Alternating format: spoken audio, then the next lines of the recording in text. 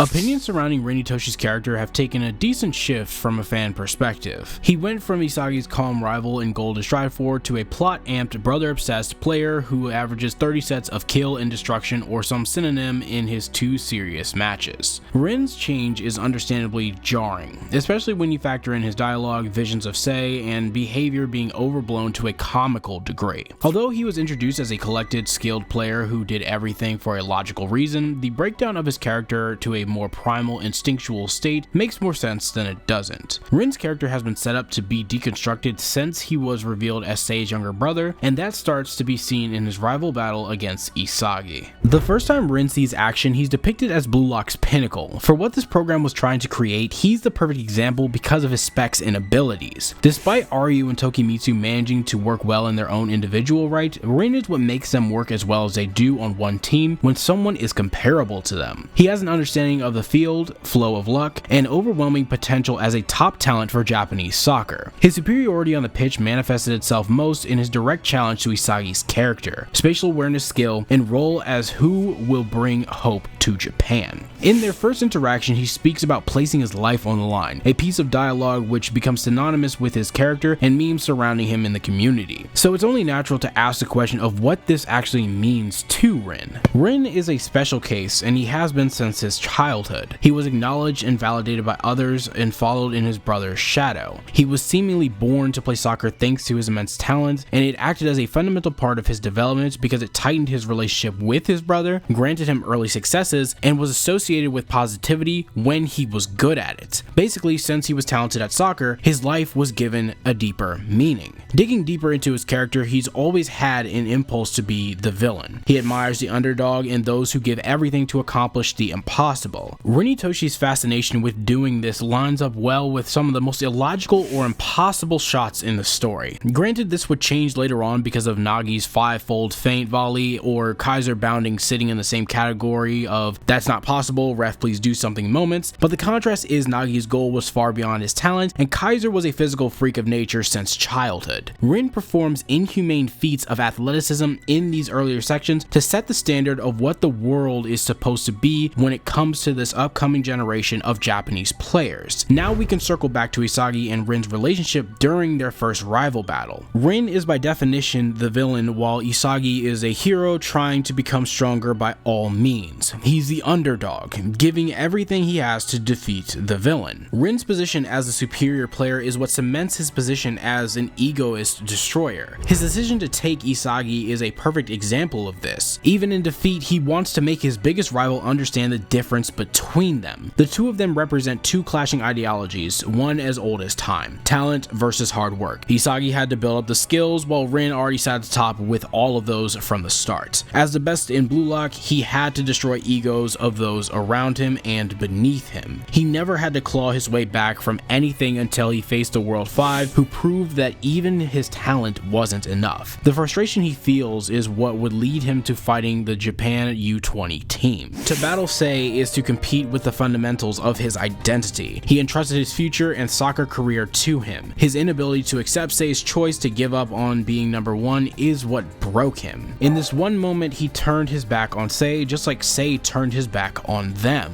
He encouraged his brother's destructive nature, even if unwittingly, and became a model for him to follow. Rin had followed him all this time. Now he's forced to forge his own path. His identity and goal were shattered in one go, so he caved. He copied Sei's personality, demeanor, and ability to dominate on the field. In order to recomplete himself, in order to recollect his identity, he decided to become the best striker in the world. Through that desire, he mirrored who he thought to be the best. Each action, goal, and battle was an attempt to surpass his brother. It was an attempt to make Sei regret destroying their dream and gain his approval. He was desperate for one chance, and his awakening was exactly that. Rin loses all composure when faced with the stress of his situation and everyone rallying to support him on the field. While Isagi wanted to be the lead actor as Rin did, this fight was a proof of existence for him. As he states, everyone is butting in, this is his game, his story. By framing the entire game around himself and Sei's relationship, he becomes its natural center. Throughout, he's been overcoming the walls in front of him one by one, whether it be by goal or blocks. He's been what's kept Blue Lock alive at the most critical moments. No better is this demonstrated than when he faces Sei Sei one-on-one. These brothers contrast each other naturally. Sei's strength as a player comes from his field vision, Metavision, and elite ball knowledge. His personality follows such an example by being cold, calculating as an individual. There is no separation between him on and off the field. Rin followed his example to a T and to a fault. It locked him into that calm, calculating image grafted onto his character throughout earlier segments of the story. However, because his technical skill and abilities were never challenged by Blue Lock's environment in the same way as it is now, he never showed his true ego. Destroyer Rin is the perfect storm. U20 was meant to push Blue Lock beyond what they thought or saw for themselves. Sei, as the team's central gear, created an environment for rapid growth. Individually, he stood above everyone there, so they were forced to grow accustomed to his standard and level. Several characters were not able to get there, but the few that did made all the difference. He was by all metrics and analogies a big fish in a small pond, until Rin awakened to challenge him. His eyes, motivation, stance, and demeanor counter everything Sei is, because he only ever masqueraded as his brother this entire time. To break free of his mask and dive into who he was meant to be, he revealed all that was truly left for him: to become a destroyer. Rin winning his final battle against his brother was a reaction, a product of his loneliness. His Sakura being broken down did not weaken him, it only made him realize what he wanted. He had to reinvent himself for the first time, just like his rival, to mass success.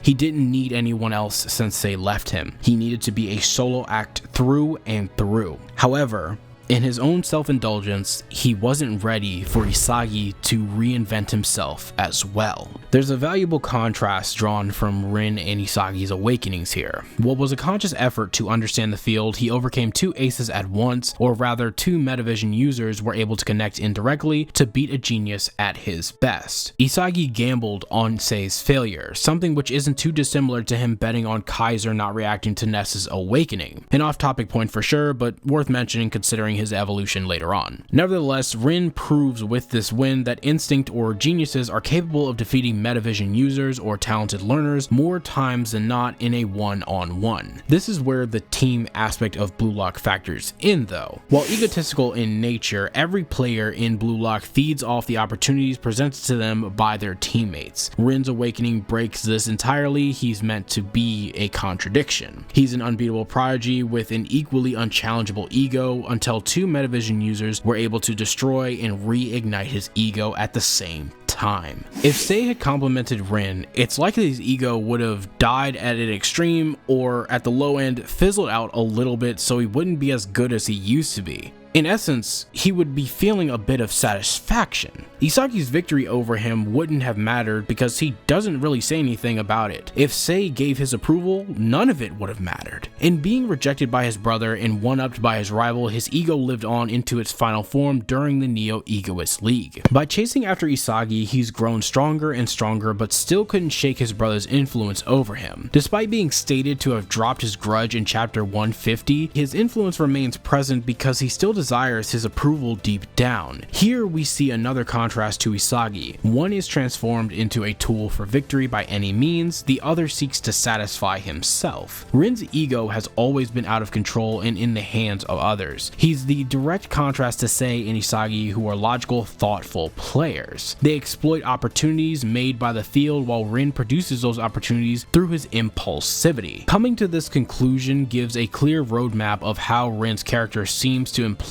by the end of the NEL. It reflects how his destructive nature is phenomenal, but without control, he's got no shot of beating everyone. In essence, he's a true egotist, but there's no way he can get to the top of the world with that type of ego that will harm him. Isagi discarded his fixation and grudges to empower his skills. Rin was chained to his obsessions and lost for it. His victories over Isagi during the game weren't because Isagi lacked technical skill necessarily, but because he misunderstood himself. Here sits another parallel, because Rin's awakening won him the battle, not the war, just like in the U20 game. Both are extreme ends of their philosophy, except Isagi went a step further to win, ending their face-off in a victory for him.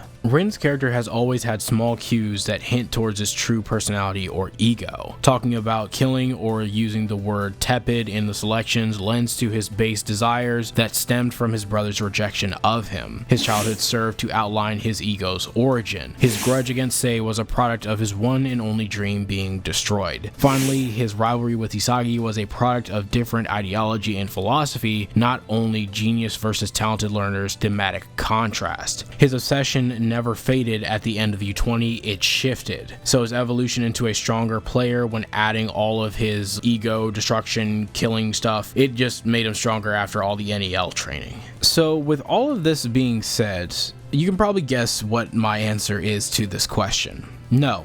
I don't think that Rin's awakening ruined his character. I actually think it was decently built up enough. It has plausible reason to exist and operates well with Blue Lock's themes. He still has cringy dialogue in and out of context, but what is Blue Lock without cringy dialogue in and out of context? Now that he seemed to have calmed down and come to terms with his obsessions and grudges, I don't believe that we'll see Destroyer Rin anytime soon, if ever again. Rin to me falls into the misunderstood character because of how dialogue is communicated and how absurd Blue Lock can be at times, that it takes itself so seriously in that absurdity, I think. His dialogue, again, is a big part of that though, and it's hilarious to just sit there and laugh at it.